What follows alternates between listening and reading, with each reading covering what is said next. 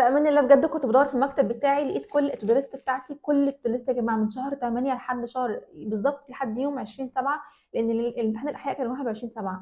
فكل التو ليست بتاعتي بالاخص من يوم 18/8 بعدد الساعات بعدد كل حاجه. وعايزين نتعلم بقى في الفيديو ده ان احنا ازاي نحسب عدد ساعات اليوم والاسبوع ولكل ماده نحسبها ازاي. هنتعلم حاجات كتير دلوقتي، وكمان عاوزين نعمل تحدي ان تقريبا كلنا طاقتنا في المذاكره قلت قوي وما عادش عندنا طاقه زي الاول. عاوزين نعمل تحدي وعايزين كلنا نشارك فيه وهعلمكم بالظبط هنعمل ايه في الفيديو ده.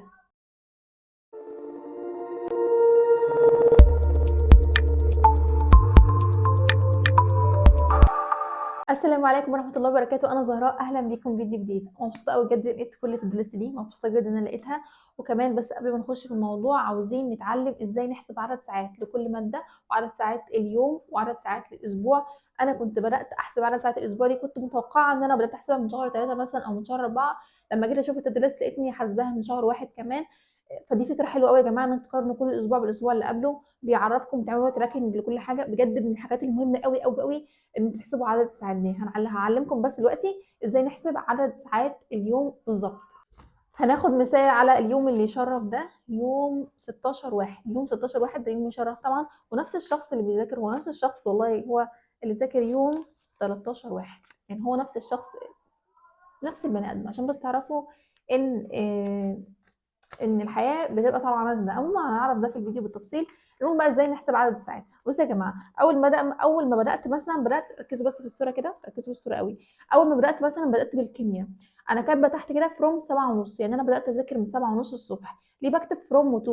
بص، هو عامة انت ممكن مثلا تقعد تكون قاعد بتذاكر على الكتاب عادي، تقعد مثلا بتاع 5 ساعات في المادة، ممكن تلاقي التوتال اللي انت استفدت منه ساعة ونص او ساعتين. طب ال5 ساعات دول راحوا فين؟ راحوا في الفاضي، راحوا في الفاضي.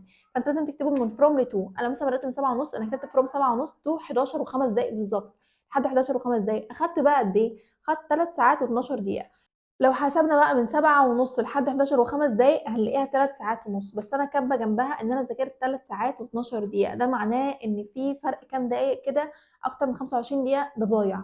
فدي فايدة إنك تكتب فروم 2. فروم 2 دي بتعلمك حاجات كتير قوي، اللي هو بتخليك تراكنج أول الحاجة. أحسب بقى إزاي عدد الساعات. في أول فيديو كنت عملته خالص على الشانل، أول فيديو بتاع إزاي نذاكر صح، كنت معلماكم إن السايكل تبقى ساعة ونص. السايكل اللي إحنا نمشي عليها تبقى ساعة ونص. فالساعة ونص دي بقى تحسب لنا ايه؟ تحسب لنا سايكل المذاكرة، بحيث ان بعد ساعة ونص تاخد بريك مثلا، اللي هو البريك بتاعك ما يزيدش يا جماعة ربع ساعة 10 دقايق ربع ساعة، يعني حاول بقدر الامكان ما يزيدش عن كده. ده البريك بتاعك. طبعا في البريك ده انت بتضيع ايه؟ وقت. ممكن تزيد مثلا تخش في نص ساعة، مش بعيد تخش في ساعة الا ربع، مش عارفة، بتخش في وقت طويل. ففروموتو بقى دي بتعرفك انت قعدت وقت قد ايه في البريك. لكن ال3 ساعات و12 دقيقة دول الوقت الفعلي اللي انت ذاكرت فيه. اتمنى تكون الرسالة وصلت لكم. فاهم حاجة؟ نشغل السايكل بتاعتنا ده لكل مادة. انا مثلا قعدت ساعه ونص في الماده دي، بعدين عملت سايكل تاني بتاع ساعه ونص، بعد كده قعدت 3 ساعات. الوقت اللي ضاع في النص ده وقت فاضي، عرفته من فروم 2. تمام. طب ايه بقى الستوب واتش دي؟ الستوب واتش دي احنا هنعد منها او هنحسب منها عدد ساعات اليوم. عدد ساعات اليوم. طبعا تعمل ستوب كده، اللي هو تعمل ستوب لحد ما تقوم تاخد البريك بتاعك وترجع تذاكر تاني تعملها ريست وهي شغاله. طبعا السايكل دي بتكون ايه؟ شغاله. في الاول انت تنسوا توقفوا الستوب واتش، او تنسوا توقفوا او تشغلوا دي. عشان كده على التحدي، يعني انا سايبه لكم كام يوم نتعلم فيه. المهم عشان ما نخش في موضوعات كتير وتفاصيل كتيره، نحسب الستوب واتش ونحسب السايكل ونحسب فروم 2 زي ما انا علمكم كده. خدوا سكرين شوت للورقه دي، خدوا سكرين شوت وامشوا على النهج ده النهج السليم اللي انتوا تحسبوا عدد الساعات. في اخر اليوم بقى تلاقيني كاتبه في اخر اليوم 8 ساعات 8 ساعات و35 دقيقه، يعني 8 ساعات ونص و5 دقائق بالظبط. طب 8 ساعات ونص و5 دقائق بالظبط دول جبتهم من ايه؟ جبتهم من الستوب واتش. الستوب واتش دي بتخليها مكمله معاك لاخر اليوم، فبالتالي هي تحسب لك عدد الساعات بالظبط اللي انت ذاكرتها. وكل ماده مكتوب جنبها عدد الساعات بتاعتها. ده بيفيد في حاجات كتير، بيفيد ان انت تعمل تراكنج لكل حاجه في حياتك. خد سكرين شوت وتعلموا بجد ازاي تحسبوا عدد الساعات صح. طيب بعد ما الاسبوع يخلص بتمسك الحاسه بتاعت سيادتك وتحسب عدد الساعات اللي انت كتبتها تحت دي، عدد الساعات اللي انت كتبتها تحت دي، وتقارن كل اسبوع باللي قبله. مثلا في اسابيع تلاقيها وصلت معايا ل 45 ساعه، واسابيع تلاقيها وصلت معايا ل 40 ساعه، واسابيع توصل معايا ل 29 ساعه. لو متخيلين من 29 ساعه ل 45 ساعه فرق شاسع.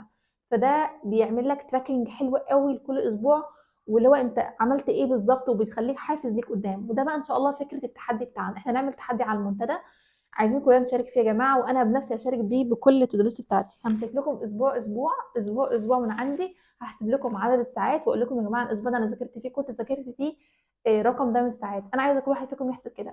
ان شاء الله هنبدا من يوم الجمعه 20/1. ليه؟ انا طبعا الفيديو ده هينزل يوم السبت، في فتره طويله تتعلموا فيها عشان انتوا تنسوا تشغلوا الستوب واتش، تنسوا تشغلوا الحاجات دي، انتوا تنسوا. ففي فتره احنا هنسيبها عشان تتعلموا فيها ازاي نحسب عدد الساعات. وهنبدا التحدي من يوم الجمعه 20/1.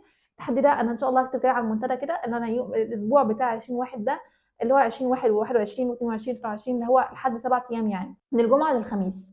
اسبوعك يمشي من الجمعه، احسب عدد الساعات من يوم الجمعه لحد يوم الخميس، ويوم الخميس تحسب بالليل عدد الساعات اللي انت ذاكرتها في الاسبوع ده كله.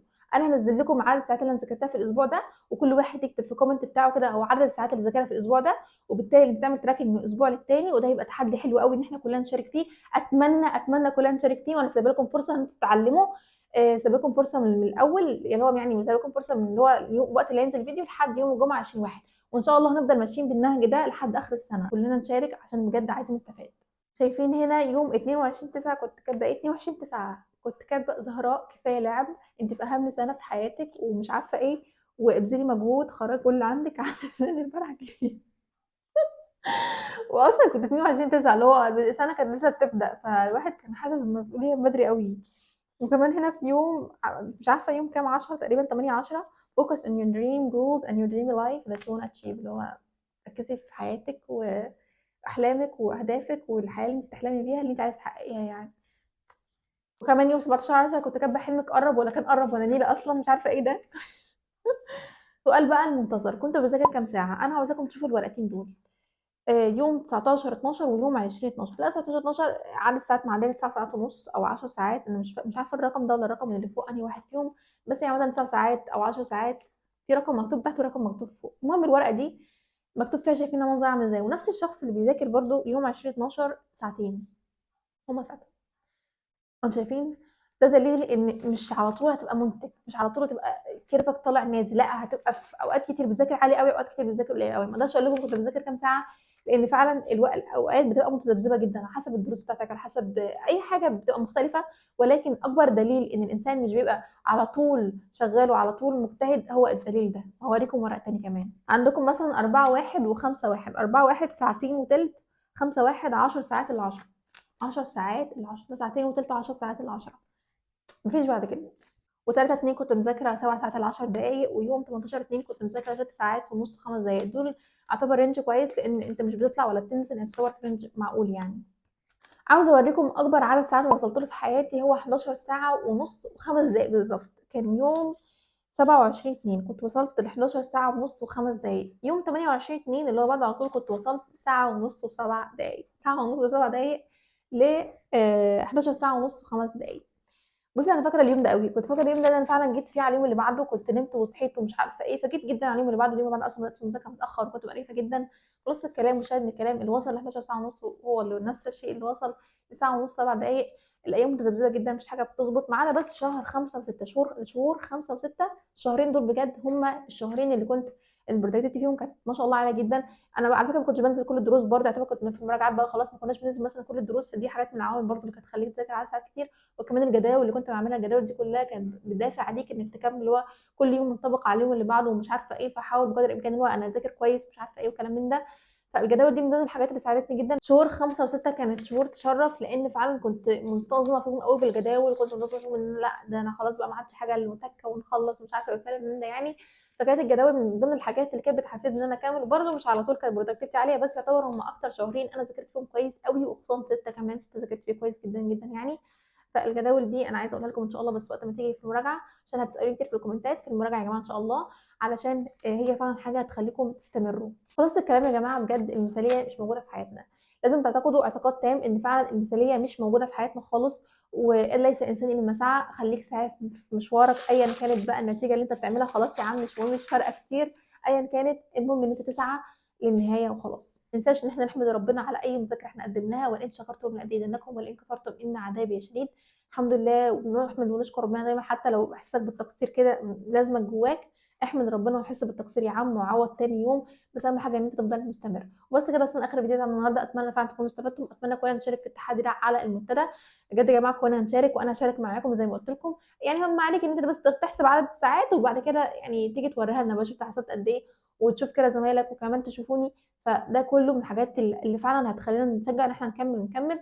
وعايزه اقول لكم كمان على حاجه، الحته كانت بتشتغل بصور على فكره، فدعيت لكم كلكم وان شاء الله ربنا يحقق احلامكم، وكمان ربنا يريح بالكم. انا دعيت لكم ان ربنا يريح بالكم. ما تنسوش تعملوا لايك للفيديو وتشيروا الفيديو ده مع اصحابكم، عشان فعلا عايزين نسبه كبيره تشارك معانا، عشان ما نحسش باحباط كده بس، وكتير يشاركوا معانا. وتعملوا لايك وتعملوا اشتراك في القناه لو لسه عملتوا اشتراك في القناه، وكتبوا لي كومنت، سيبوا لي كومنت كده وعرفوني رايكم في الموضوع. فولو على الانستجرام، فولو على الفيسبوك، فولو على التيك توك. ان شاء الله اشوفكم فيديو جديد. باي باي.